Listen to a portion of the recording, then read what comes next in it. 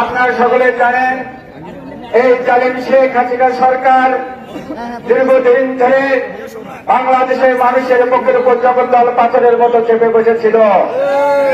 যখন এই বাংলাদেশের মানুষ আন্দোলন করত, নির্বিচারে গুলি করে হত্যা করত এবং মামলা দিয়ে কারান্তরীণ করে রাখত। বন্ধুরা আমার, সর্বশেষ বাংলাদেশের ছাত্র সমাজ যখন এই সরকারের কাছে দাবি করেছিল কোটা সংস্কারের, আমরা লক্ষ্য করেছিলাম নির্বিচারে ছাত্রদের বুকের উপর গুলি চালিয়ে তাদের নির্মমভাবে হত্যা করেছে। বন্ধুরা আমার, অনেক ছাত্র ভাইরা মেডিকেলে এখনো অসুস্থ পঙ্গুত্ব বরণ করে আছে। বন্ধুরা আমার, ঠিক এই কারণে বাংলাদেশের ছাত্র জনতা যখন এই সরকারের উপরে ফুঁসে উঠল এবং এই সরকারকে চেপে ধরল, তখন এই সরকার ছাত্র জনতা গণ অভ্যুত্থানের মধ্য দিয়ে গতকাল আপনারা দেখেছেন পদত্যাগ করে দেশ ছেড়ে পালিয়ে গেছে।